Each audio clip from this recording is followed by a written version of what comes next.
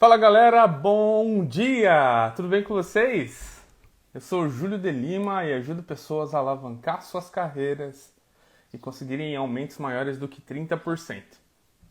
E esse daqui é o Fala Galera 7 e 7, um programa ao vivo onde de segunda a sexta-feira eu respondo as suas dúvidas e a gente discute aqui, conversa mais sobre testes de software e como fazer com que você consiga ter um melhor desempenho dentro da sua carreira, de modo que você consiga então alavancá-la e conseguir alcançar os seus objetivos. E todas as manhãs aqui, de segunda até sexta-feira, eu venho aqui para compartilhar contigo um pouco mais sobre aquilo que me ajudou a conseguir alavancar a minha carreira. E também ajudar você a conseguir formar suas bases em testes de software, de modo que você também consiga alavancar a sua. Eu já estou vendo aqui diversas pessoas chegando, e para vocês que estão chegando aqui, não se esqueçam de, se vocês tiverem alguma dúvida, clicarem no balãozinho que tem ali embaixo, um balãozinho com um símbolo de interrogação, clica naquele balãozinho e por ali você envia a sua pergunta, beleza? Show de bola! Eu quero começar esse nosso Fala Galera de hoje falando sobre um tema que é muito comum no dia a dia de vocês, que é o fato de vocês estarem atuando em times, né? Ou squads, vamos falar assim, times ágeis, nos quais vocês estão atuando como os únicos ou os poucos QAs do time. Enquanto o time infla com muitos desenvolvedores, por exemplo, vocês estão trabalhando com pouquíssimos QAs. E eu trago aqui para vocês novamente algo que os resultados de uma pergunta que eu fiz no LinkedIn há um tempo atrás. Eu perguntei para a galera como era a estrutura do time deles. Se era um QA para 4 devs, se era 2 QAs para 4 devs, se eles não tinham QAs nos seus times. E perguntando essas coisas, eu descobri que vamos dizer assim, a organização mais comum que tem hoje em dia no mercado é ter apenas um QA para 4 a 5 devs, né, no final das contas. E aí o que acontece é que em um contexto como esse, a gente tem 5 desenvolvedores que estão atuando de uma maneira firme, né, na construção, na entrega do produto que se propõe a entregar. Isso é algo que é o dia a dia deles, né? Eles vão produzir para conseguir entregar o software para, né, no final da sprint, conseguir demonstrar aquilo e conseguir literalmente entregar aquele software, né? Então esse é o objetivo no final das contas. Só que o que acontece? Acontece que se você tem apenas um QA dentro ou melhor, o que acontece é que o fato de ter apenas um QA dentro do time faz com que a empresa, se não jogar da forma correta, acabe por não conseguir entregar softwares tendo realmente extraído o melhor daquele QA. Deixa eu tentar explicar melhor. Se a empresa entende que o papel do QA é estar ali dentro do time como uma espécie de um consultor da qualidade, ou seja, alguém que vai instruir os desenvolvedores quanto a como construir melhores softwares, então um QA para 5 desenvolvedores é um número que é muito satisfatório. Por quê? Porque você tem um QA para direcionar 5 desenvolvedores como a forma com que eles produzem o software seguindo os preceitos de qualidade ou testes de software. Então, um QA para 5 devs está excelente. Tá? Talvez um QA pudesse ainda suportar mais times, 2 times talvez, se fosse seguir esse tipo de conceito, né? O conceito no qual o time é então instruído, mentorado pelo QA que está dentro do time, de modo que o QA que está dentro do time vai literalmente dar as diretrizes de como alcançar qualidade em um time. Nesse contexto especificamente, ter um QA para 5 desenvolvedores seria muito bom. Agora, tem empresas que lidam com o QA que está dentro do time de uma forma que acaba fazendo com que o trabalho da qualidade em si, o trabalho de contribuição direta com a qualidade não seja tão satisfatório. Que é aquele contexto no qual a empresa coloca você, QA, dentro de um time com 5 desenvolvedores, para que você, QA, seja a única pessoa que vai validar que o trabalho de cada um deles aqui funciona corretamente. Esse conceito aqui, onde o QA é o executor, na verdade, eu chamo de um analista de testes. Ele não é nem o QA em si, é o analista de testes. Ou, às vezes, quando essa pessoa não tem tanto conhecimento sobre testes e tem mais conhecimento relacionado à execução especificamente, a gente poderia até dizer que é o testador em si. Mas veja, o analista de testes e o testador aqui nesse caso são o analista de testes e o testador do que é o modelo cascata, que é um outro modelo de desenvolvimento de software. Então você tem, por exemplo, um modelo sequencial, um modelo iterativo incremental. No modelo iterativo incremental você tem lá, por exemplo, um framework Scrum, por exemplo, para você trabalhar dentro do Agile. Se você está dentro do Scrum,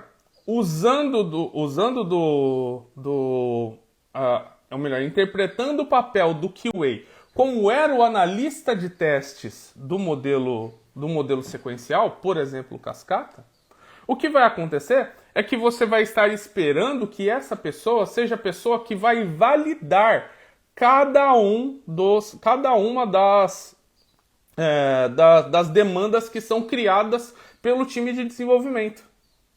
Em um caso como esse, ter essa interpretação causa um monte de distúrbios relacionados à forma de entrega do software.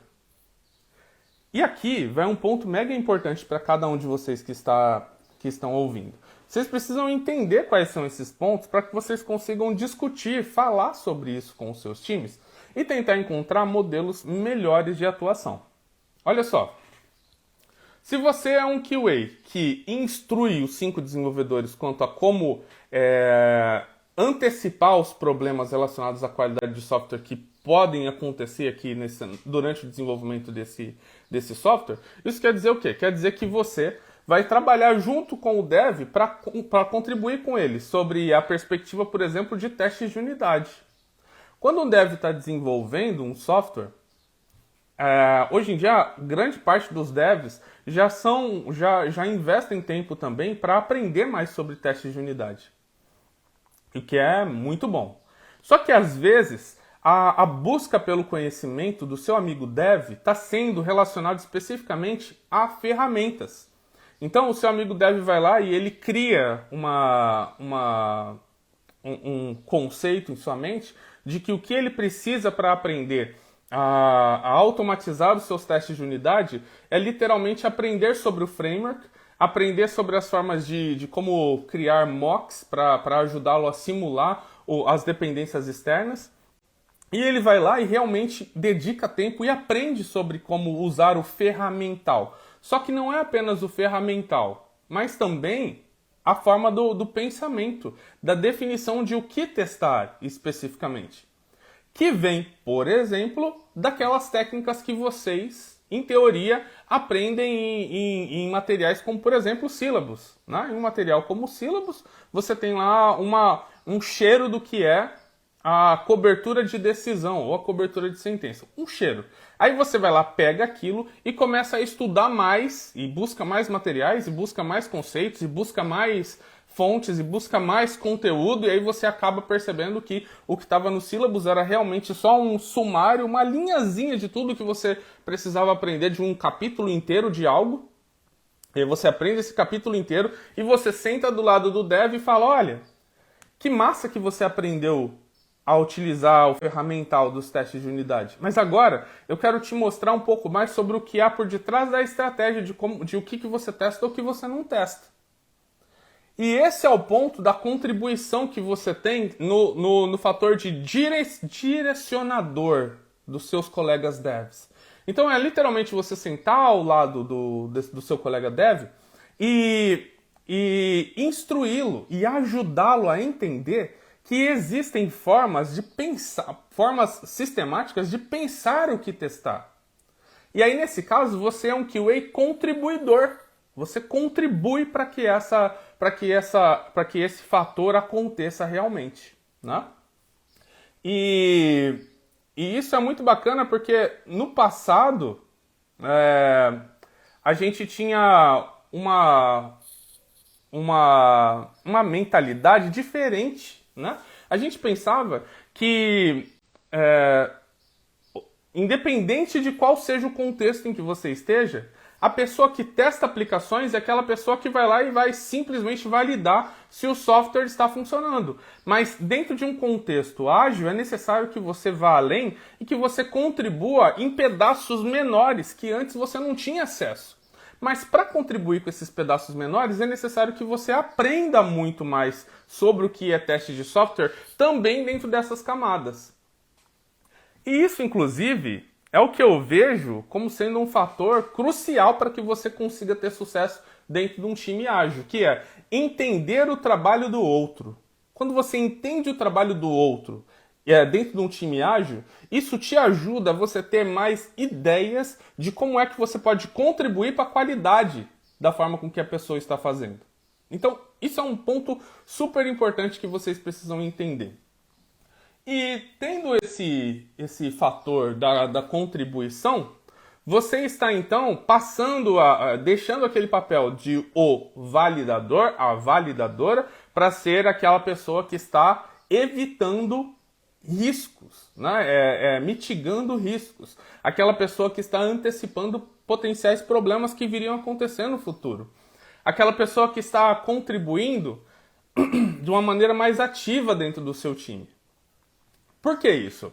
Porque o tempo do ciclo, né, de uma cadeia para você entregar um pedaço de software, que é o que acontece no ágil, ele é muito rápido. E se você for olhar por uma perspectiva diferente, vamos dizer assim, olha, estou olhando aqui para uma perspectiva de que o QA aqui é um contribuidor com o time sob a perspectiva de qualidade. Agora eu vou mudar um pouco essa perspectiva aqui e eu vou olhar para o papel do QA aqui como sendo um validador. O que vai acontecer nessa diferença aqui? E nesse momento eu queria te pedir que aí na sua casa, ou onde você estiver, que você comece nesse momento a pensar assim, o que mudaria se eu não fosse um contribuidor com a qualidade? O que mudaria? O que mudaria? O que mudaria? Pensa isso, o que mudaria? Agora eu vou começar a falar de algumas coisas que eu vejo quando a gente muda essa perspectiva. Quando o QA dentro do time é considerado alguém que vai validar o software, se eu tenho 5 devs ou se eu tenho 10 devs, e esse QA aqui é considerado um validador, uma validadora, o que vai acontecer? Cada um desses devs aqui vai começar a produzir código. E as suas histórias ou as suas tarefas vão começar a se movimentar de to-do para in progress. E de in progress para esperando o QA. E essa coluna, que é uma coluna que ela ajuda a trazer essa interpretação do lado de cá, né? Ao invés dessa interpretação do lado de cá, ela ajuda a criar essas microetapas que existem dentro do processo.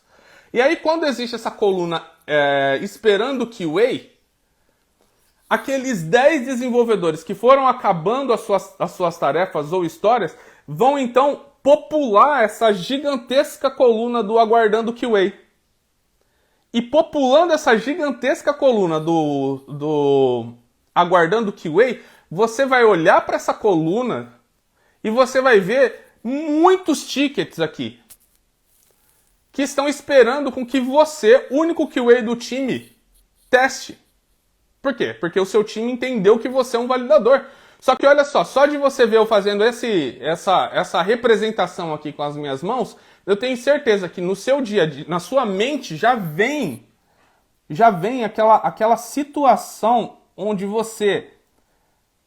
onde falta 2 dias para terminar a sprint, você tem muitos tickets para que você possa testar, então você se depara com um momento da cadeia ali do desenvolvimento do software, no qual você fala, não vai dar tempo. Não vai dar tempo. E aí começam então a vir os pensamentos de, poderia ter entregue antes. Mas não houve colaboração. Mas agora eu que tenho que testar tudo. Mas isso daqui não está certo. Mas na retrospectiva eu vou falar isso. Mas eu vou ter que fazer hora extra, vou perder. Olha, hoje eu ia sair com a minha família, hoje eu ia dedicar um tempo pra jogar um videogame com a minha filha. E não vai dar, por quê? Porque, cara, olha só o tamanho dessa coluna. Olha o tanto de ticket que tem aqui. E só tem um QA. Mas vocês precisavam contratar mais QAs. Para lidar com toda essa coluna, deveria contratar pelo menos os outros 3 QAs aqui para me ajudar. Mas naquele momento já não tem mais o que fazer, tem uma coluna gigantesca lá para se testar. E aí talvez, nesse momento, a gente pense assim, talvez, a solução disso seja que o que eles estão esperando de mim é que eu só faça um teste rápido em cima dessas tarefas. Até porque não tem tempo para testar tudo isso. Então eu vou fazer um teste rápido sobre essas tarefas. Só que como você não conseguiu contribuir antecipadamente dentro do período da sprint, ou seja, contribuindo com os devs sob a perspectiva de direcioná-los quanto à qualidade, quanto ao que testar, quanto a como testar, quanto ao que não testar, quanto a como dividir os testes nas diversas camadas de um software. Como você não teve a chance de fazer tudo isso, o que vai acontecer? Vai acontecer que, no final das contas, o software vai chegar naquele momento daquela coluna gigantesca com pouca qualidade e que você vai testar pouco por não ter tempo, e não tem como inventar tempo, né? Ou você vai trabalhar, virar a noite testando, até o outro dia virar a noite testando novamente e ficar o final de semana testando, ou você ou você simplesmente vai fazer um teste muito simplório ali. E nesse momento, dentro da sua mente fica algo meio caótico, né? Porque você fica, meu Deus, como é que eu vou conseguir entregar isso daqui, sendo que eu não tenho tempo suficiente para conseguir ir lá e contribuir com o meu time. Eu não tenho tempo suficiente para testar, né? Porque tem uma coluna gigantesca aqui que está fazendo com que eu seja o gargalo aqui desse time. E eu não vou conseguir contribuir com os testes dessa sprint. O que fazer? Não tem o que fazer, no final das contas. A solução aqui nesse caso, se o seu time enxerga você como sendo o QA, que é o validador, a única solução é se você tivesse mais QAs. Só que o que acontece? Pode ser que hoje você tenha uma demanda gigantesca e que você precise de mais QAs para resolver esse problema. Só que na próxima sprint pode ser que não. Pode ser que você tenha menos QAs.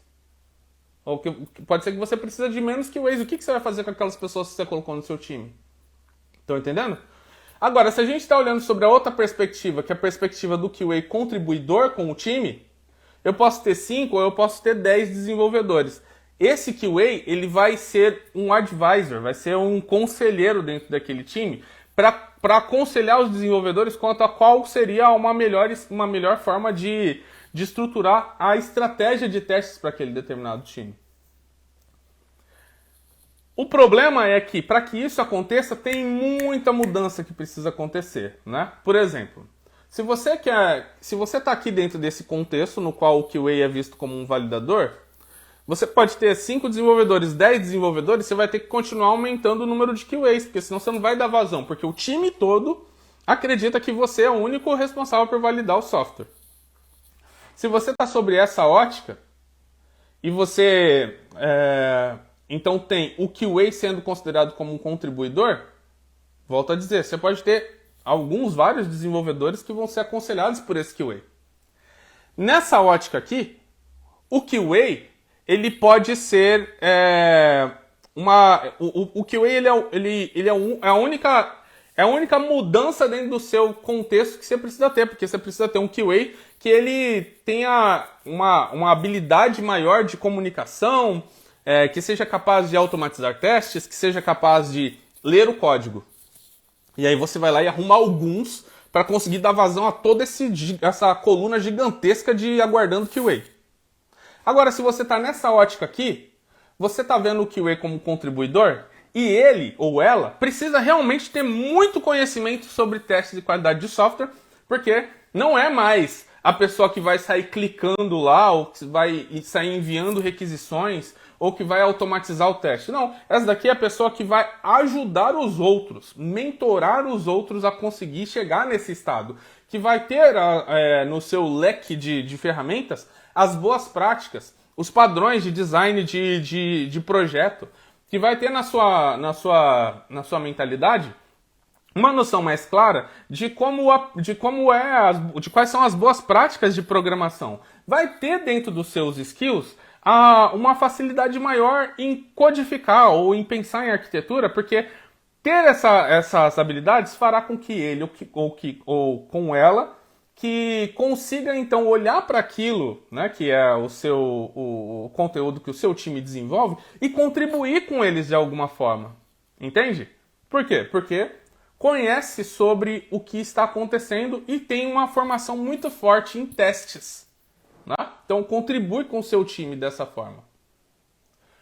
Nesse caso aqui, a mudança organizacional não é simplesmente fazer com que o QA, né, chamar lá um QA que realmente tem essas habilidades e pronto, está tudo resolvido. Não é. A mudança organizacional aqui nesse caso é no QA e no Dev. São duas mudanças organizacionais. Né? Ou melhor, é uma mudança organizacional ainda maior. Por quê? Porque a partir do momento que o QA for o conselheiro, o consultor de qualidade dentro daquele time especificamente, o Dev passa então a ter outras responsabilidades, como por exemplo a responsabilidade de desenvolver os testes automatizados, não só na camada de unidade e de integração, que são que geralmente eles estão envolvidos, mas também de pensar em automação de testes na camada de interface gráfica, para escrever os seus critérios de aceitação e automatizá-los. Dentro da camada de API REST, por exemplo, para escrever algum teste que vai enviar requisições para a sua API enquanto ela estiver de pé, para validar se as respostas estão corretas. De também pensar nesses outros testes que hoje são vistos como sendo propriedade única do QA. Porque a partir daquele momento, o QA sendo o conselheiro, ele pode sentar do lado e pode dar todos os insumos necessários para o dev conseguir construir, né, os testes automatizados para validar suas próprias demandas. Esse QA aqui também vai contribuir, né, sendo o conselheiro, mas também definindo quais são as boas práticas a serem utilizadas como sendo automação de testes. Só que, veja, o dev aqui mudou, porque não só desenvolve, mas também testa. O QA que estava aqui, super conselheiro aqui do seu time, além de testar, também conhece muito sobre o que é desenvolvimento, engenharia de software, arquitetura, porque tem que contribuir mais. Você sai daquela parte de execução, porque senão você vira o gargalo, e você passa a ser alguém que está disseminando conhecimento para diversas pessoas do seu time. E essa disseminação do conhecimento faz com que essas diversas pessoas que estão aqui cresçam, né? Então, vamos dizer que hoje eles estão aqui embaixo, num nível de conhecimento sobre qualidade. Mas conforme você vai alimentando eles com o conhecimento sobre qualidade de software, sobre testes, isso vai aumentando, de modo que agora não só você é a pessoa que conhece sobre qualidade no seu time, mas todos os desenvolvedores que estão lá. E não tem mais alguém esperando lá numa coluna de aguardando QA, porque essa pessoa agora, ela disseminou aqui para esse time os conhecimentos relacionados à qualidade de software. Júlio, todas as organizações estão preparadas para isso? Não. Tem muitas organizações que não estão. Se o gestor do time não está, né, acostumado com uma visão mais adaptada do testador, do QA, dentro de um time ágil, ou mesmo do desenvolvedor dentro de um time ágil, sabe o que acontece? Acontece que o gestor ele nunca vai permitir que isso aconteça. Por quê? Porque para ele, para ela, ter um desenvolvedor que está ocupado com testes é perder a força de trabalho, perder a força de entrega.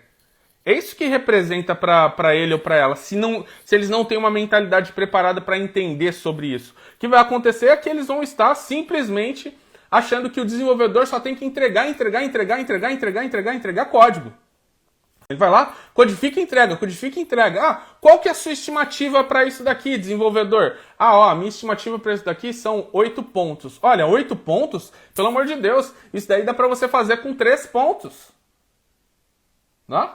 E aí o desenvolvedor fala, não, mas são 8 pontos? Porque não é simplesmente codificar. Tem que codificar, tem que testar, tem que fazer com que o software tenha qualidade. Não. Ó, é o seguinte, a qualidade aqui a gente terceiriza. Sabe quem faz a qualidade aqui? É o QA. Codifica só e larga tudo para ele ou para ela. Só que na cabeça do gestor tá dessa forma. Por quê? Porque ainda tá olhando lá para aquele modelo sequencial onde um estava muito mais focado em desenvolver e o outro estava muito mais focado em testar. Mas trouxe isso para um contexto de 2 semanas, acabou isso. Por quê? Porque você não tem tempo.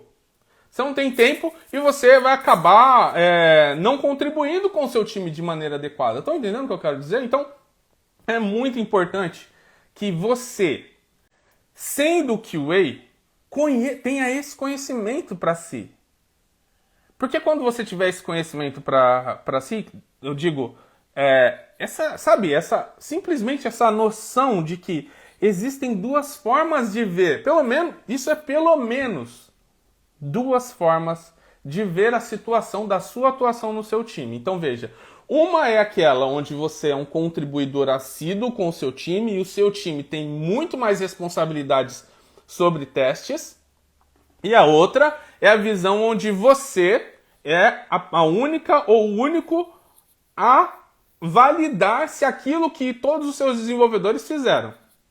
Nessa daqui, um QA para 5 desenvolvedores é sensacional.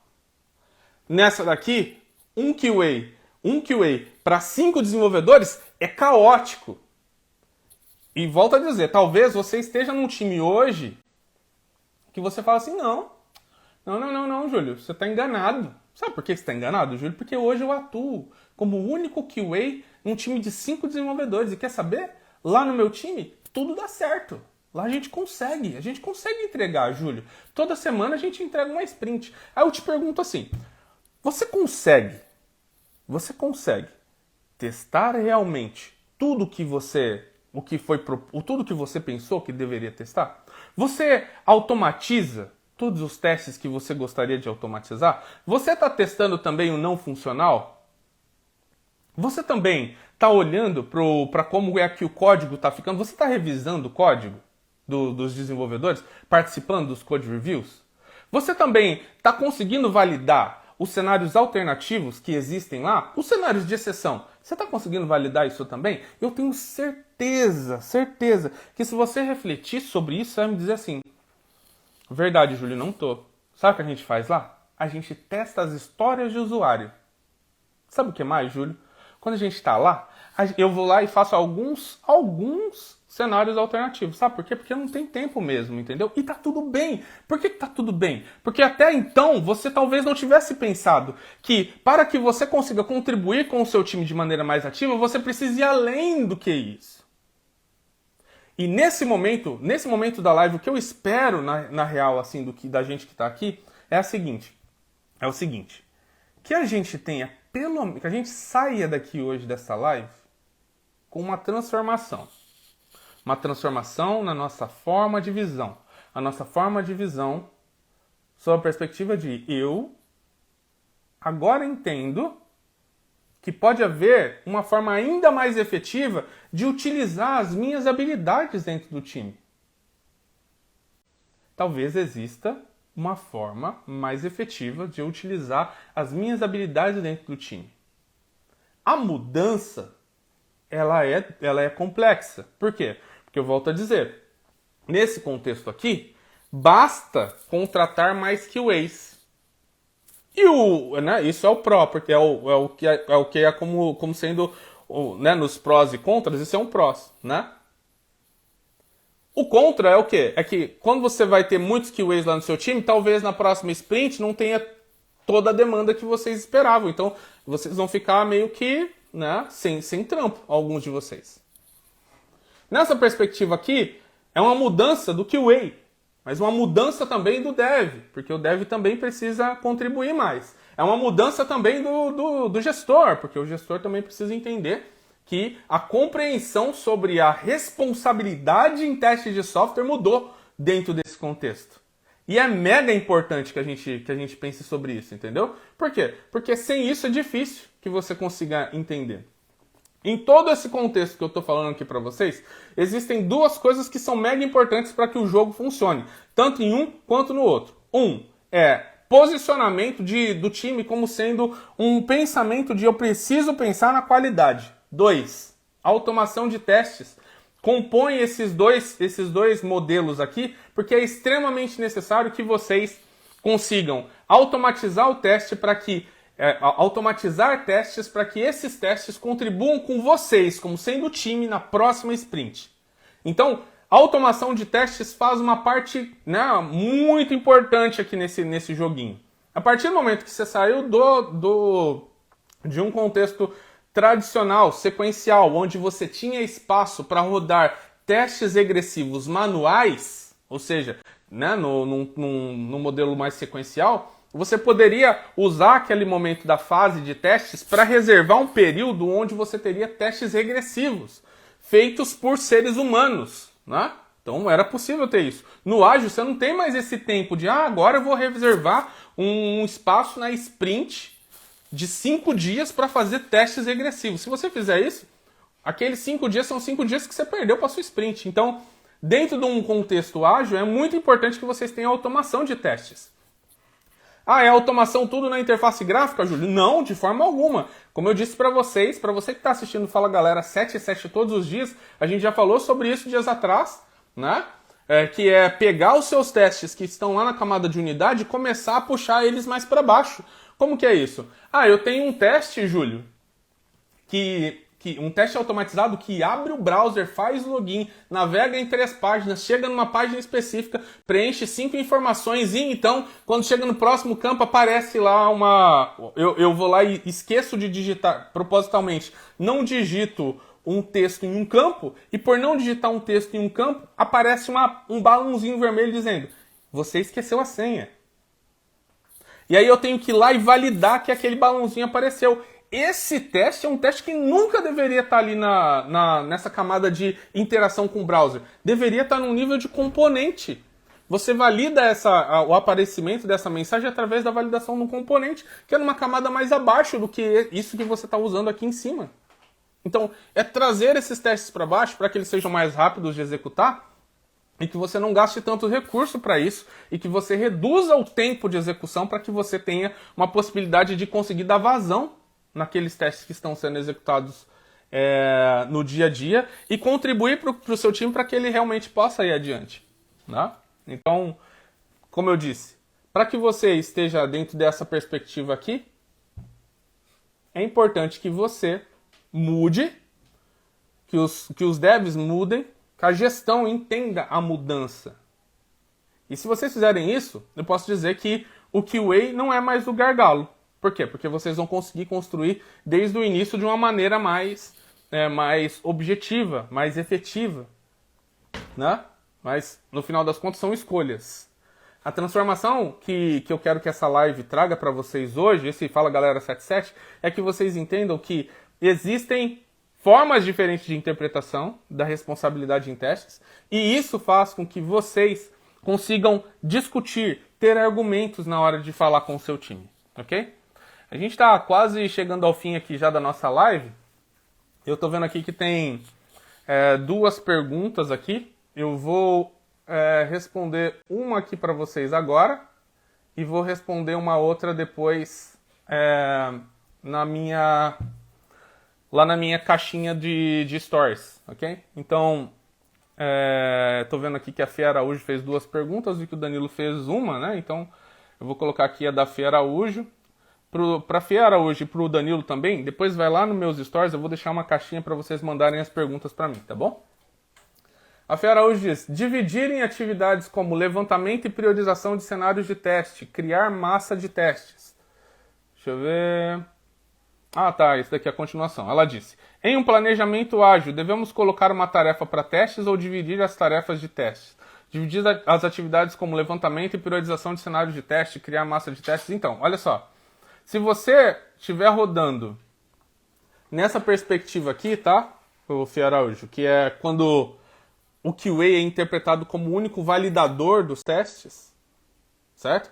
Você realmente vai precisar de pensar em qual vai ser a estratégia de testes a ser realizada e você vai ter que executá-la. E alguns pontos dessa estratégia têm a ver com análise de riscos, identificação de massas necessárias para testes, revisões, né, e automação de testes. São alguns pontos, porque tudo isso é requerido de você aqui como sendo, né, a QA do time. Nesse caso, a melhor forma de você conseguir fazer isso é se você, junto com o seu time, analisar isso antes. Então é você participar das reuniões de refinamento que existem antes de chegar no momento da sprint, participar de maneira efetiva, quer dizer, não só estar lá, mas estar lá, perguntar, sabe, desafiar sobre algo que você está vendo que talvez não funcione da forma com que o time está esperando, mas participando dessas reuniões de refinamento, ali mesmo você começar a identificar quais são as coisas que você pensa que deveriam ser testadas durante a sprint.